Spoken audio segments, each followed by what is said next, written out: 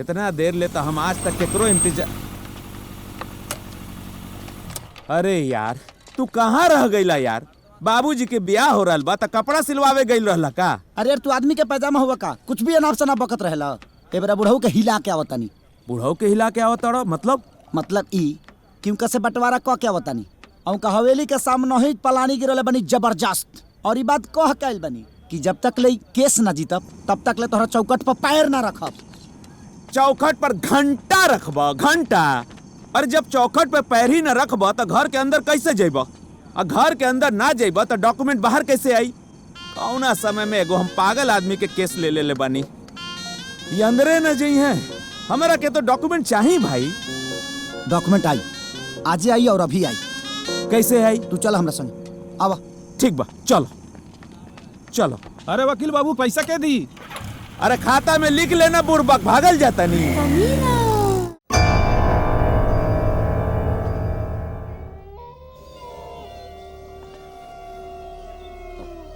चल चल चल चल। हाँ।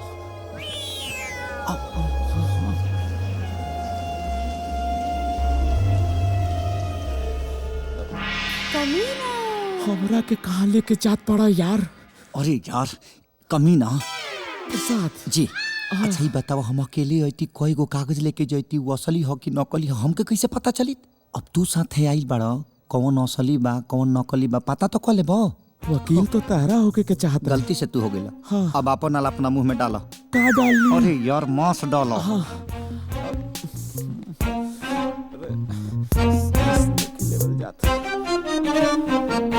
आराम से।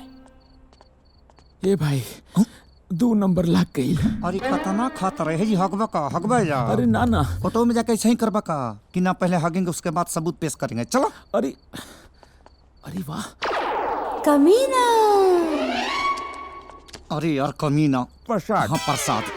जब तोरा 2 नंबर लागल बा त ठूसल जरूरी बा हगबा है जी। देख के लालच आ गइल हट, चल जना काम खतेल बड़ा भूल गेला। चलो। हाँ।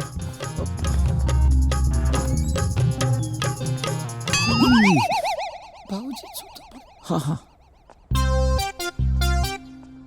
बुझाता बाबूजी निकल गईले। शुभ शुभ बोलो हमरा बाबूजी हम मारे में हक देबो। सांस नहीं के चलो। सांस खींचे ले वैसा ही वो का करेले। चलो चलो काम कर। अच्छा हाँ। ये में तो दूध के हिसाब लिखल बा।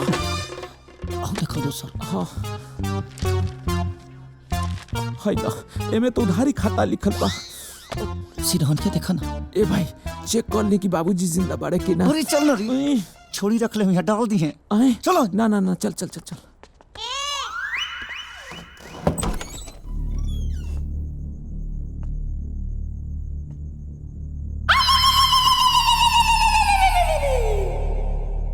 अरे जाना दूसरा तुमको मैं दिखाओ। हटना रे हट।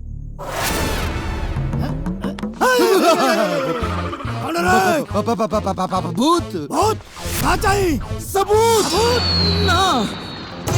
भाई रंजन बाहर निकल। भागना बाबा पकड़ तो तुरंत कर। मार कहाँ गए हो नाना? भाग गए ससुरे। कहाँ गए? आओ बेटा आओ। प्रणाम। प्रणाम प्रणाम। खुश रहा बेटा खुश रहा। रवा तो जाना तनी ना कि हम केकर बेटा हई, कब पैदा भई रहनी, केकर नाती हई, कहवा घर है हमार, बता दी ना वकील साहब के। हमारा के सब मालूम बा, सब कुछ पता बा कि तू राम प्रसाद के बेटा बाड़ा। यही गांव में पैदा भइल बाड़ा। लेकिन बाबू हम कुछ लिख के ना दे, काहे से कि जब तक तू अपने पिताजी के ना लेके आई बा हम कुछ लिख के ना दे। पंडित जी पंडित जी पंडित जी पंडित जी प्रणाम। रवा रवा तो जानते बानी, रवा हमार कुंडली बनौले बानी। ऐसे मैंने दादी कहले। रवो तो जानते बानी ना, तो रवा बताई ना वकील साहब के। अरे बेटा तोर हम कुंडली तो बनैले रहनी, लेकिन जौन साल तोहर जन्म भइल रहे ना उस साल बहुत बाढ़ आइल रहे। अब बाढ़ कौन साल आइल रहे याद नहीं खे बेटा। हाँ हाँ पंडित जी बाढ़ तो हर साल आवेला, तो हर साल ही पैदा भइल रहलन। तू ज्यादा पढ़ल बड़ा का? अरे अब किससे 5 साल पहले बाढ़ आइल रहे। हाँ ठीक बा। और ओकरा 3 साल पहले बाढ़ आइल रहे। 8 साल हो गए। कौने साल के बना दी हम? काश वो बाढ़ में हमार अरमानो दह के रहित है दिन ना देखे के पड़ी थम के अरे हो जाई भाई, हम बानी नु। माने यही ना होई। ना ना कुछ करत नहीं। अच्छा सुनी ना मुखिया जी, हम सारा पेपर बनवा ले बनी, रउआ खाली एहिजा दस्तखत कर दी, बाकी सब हम संभाल लेब। तू हमारा से वकील ही झाड़त बड़ा, हाँ वकीलगिरी दिखावत बड़ा। जाए के राम प्रसाद जी के ले आवा, हम जहाँ कहबा वहाँ साइन कर दे, बुझला? जा पहले उनका रख ले क्या हुआ, जो यहाँ से। अब की बार आई नु तो रउआ लोग गांव में रही जा। अब चली चली।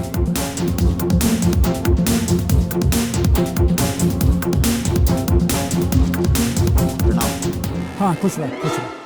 प्रणाम। खुश रहा।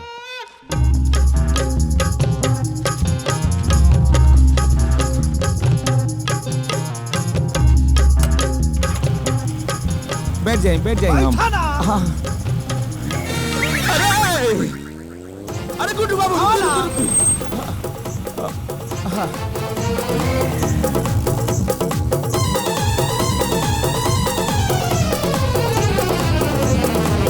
सॉरी सर, आपके पिताजी के परमिशन के बिना हम कोई भी डॉक्यूमेंट्स आपको नहीं दे सकते हैं। का अब हो जाए जीरोक्स सर, जीरोक्स। सर जेरोक्स भी तो ओरिजिनल कॉपी से ही निकलता है ना सर। अब ठीक बा, हो जाई, चली ना। आई। यही का हर जगह होई। ना हर जगह तो ना होई, हम देखा था नहीं, बाद में देखा था। हम बानी नु, सब ठीक हो जाए। चल ना रहुआ तो एहू जी बानी, लेकिन ना भाई। ना हो जाई, आई ना रहुआ, दूसरा दिमाग लगावे को पड़ी। आई लिविंग सर्टिफिकेट वा मिल जाई नु, काम हो जाए। का काम हो जाए समझ में नहीं आता।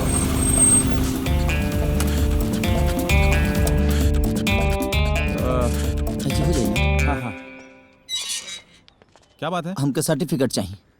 कॉलेज बंद है, अभी सर्टिफिकेट नहीं मिलेगा। 20 दिन के बाद आना। 20 दिन के बाद? हाँ तो कॉलेज बंद। 20 दिन के बाद? अरे तो पागल अरे भाई, कहाँ क्या जाता करत है? बड़ो? क्या ड्रामा के लिए क्या करता है भाई? क्या करता नहीं? अरे कॉलेज 20 दिन के बाद आना। अरे 20 दिन रुका के भाई। बाद आए। अरे भाई ठीक बा भाई, 20 दिन के बाद बोला था, कॉलेज बंद बा।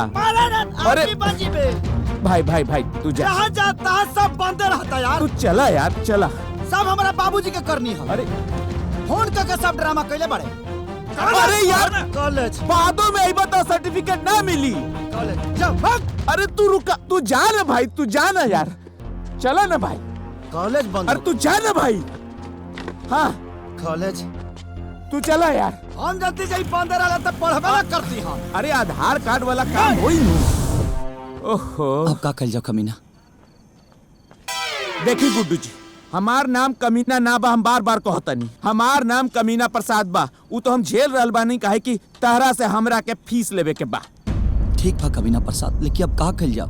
अरे अब का कल जाओ ना कल जाओ, हम का जानता नहीं भाई, हमरा के हमार फीस दे दे बस। अरे यार हम गांव छोड़ के भागता नहीं का, ऐसे काहे बात करता रहा? ए गुड्डू जी, धंधा में दोस्ती ठीक ना होला।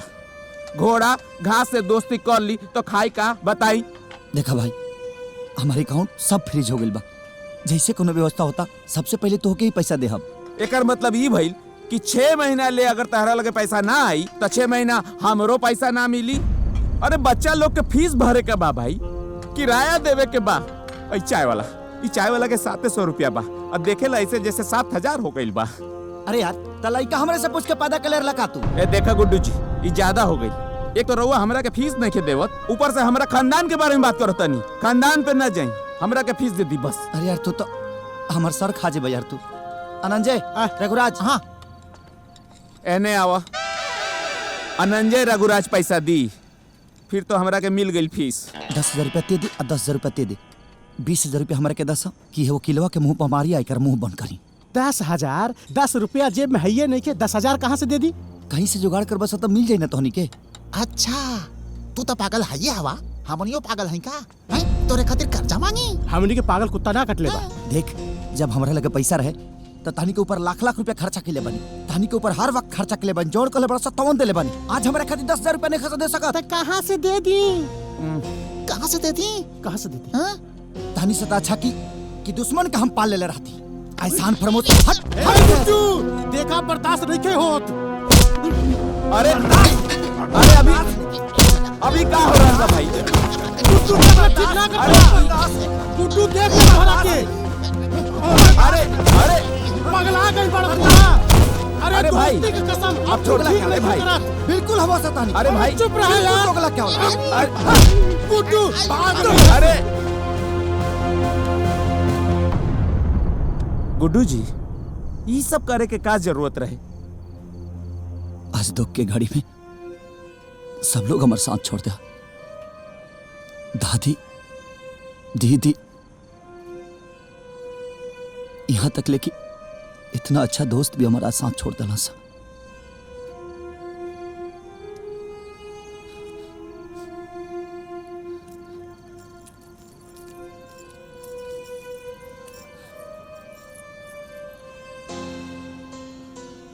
और आज माई से भी साथ छूट रहा बा।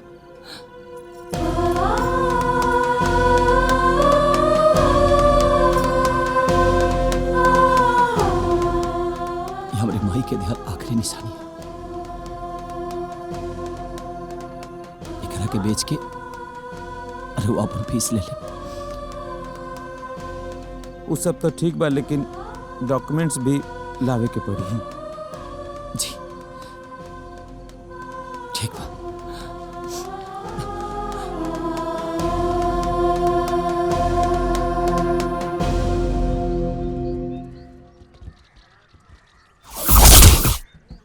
गुब्बारा तनी और मंगा दे रे। हाँ, सामान पूरा आ गई। हाँ आ गई। नहीं भागे कितना? अलबा हाँ, बहुत ज्यादा हमार खाना खाए वाले आवत हवे। पूरी व्यवस्था टाइट होके के चाहिए। बाकी सजावट तो गजब भइल है बाबू।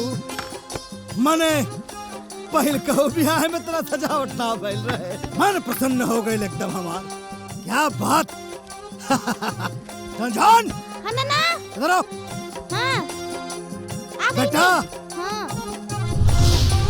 माई से जाके कह दो हाँ कि गांव के जवन कुल मेहरारू आयल बानी नु हाँ आ गई बानी। तो गीत गारी शुरू होको। ठीक हो। बाकी प्रोग्राम शुरू होको। ठीक है। अही बतावा हाँ हमके ब्यूटी पार्लर जाए के रहल ह। वो काहे खातिर नाना? मेकअप करावे खातिर। हाँ तो हमार गड़िया आयल कि ना? फोन कइले बानी। अच्छा आवत होई। आवत होई। हाँ? जा अंदर जा, तनी माई के बोलता। जा जा जा जा ठीक जा। बा। बाकी तैयारी तक जब बाड़े रे बाबू। अरे देखत ना रहा काम चोर कह के जल्दी जल्दी निकाला। अरे ये झोलर लोग यहाँ क्या करता? हाँ, इधर आ। अरे लाठी लाओ रे लाठी। हाँ, अरे चाचा, अरे चाचा को ला ला मारा यहाँ क्या मारा के लिए? चाचा प्रणाम। चच्चा चच्चा केकरा बोल रहे? भैया भैया चाचा। भैया चच्चा। भैया चाचा। भैया चच्चा। हे बुड्ढा। चच्चा भैया। बुढ़वा जवान। बुढ़वा। अरे मालिक मरता कहाँ है? बुढ़वा जवान का होला रे? जवान बुढ़वा। हाँ मतलब आप जवान हो गए बाड़ी। अच्छा, पकड़ छोड़। तोहने यहाँ कैसे आइले ही बताओ। जे अपने हीरा जैसन जवान बाप के छोड़ सकेला वो हमनी के काहे ना छोड़ सकेला। अभी तिलक बियाह छोड़ के वो पनौती संगे के रही। वाह, चला देर से सही अकल ते आइल। वैसे एगो कहावत बा, अगर सुबह का भूलल शाम के वापस आ जाओ तो ओकरा के भूलल ना कहल जाला। काश ये बात केहू और के भी समझ में आ जात। या बेटा काम पे लगा लोगन, काम पे लग जा लोगन। बहुत दिल कहरु लोग आवत हो। मिठाई खियावो के एकदम पूरा भंडारा। चला व्यवस्था करन। चल शाम के खियावो के सबके। हाँ चल अंदर। जी मालिक। तू क्या करत हो हमारा? कुछ ना मालिक, वही कलसा ढकनी दिया के चक्कर में गया रहनी, वह देख के आई नहीं। सब हो गइल? हो गइल हो गइल होते को बात बतावा कि पूरा इलाका जवार में खाए खातिर न्योता देला लोगन के। मालिक आज देवे जाता नहीं। अरे त जा न्योता दो जी। क्यों छूटे के ना चाहिए जी। कम से कम 5000 आदमी खाई हैं। जी ठीक बा। और सुनो जी जे सबसे खास हो खाए नु हाँ। ओके तनी पहले बोल दियो। ठीक बा मालिक। जो जो जो जो।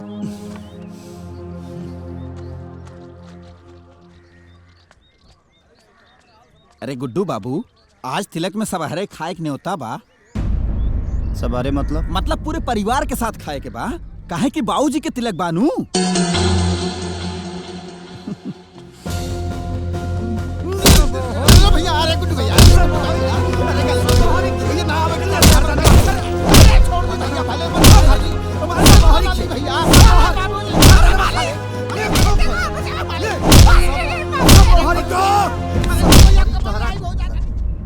कलेजा पे हाथ मत उठाइया।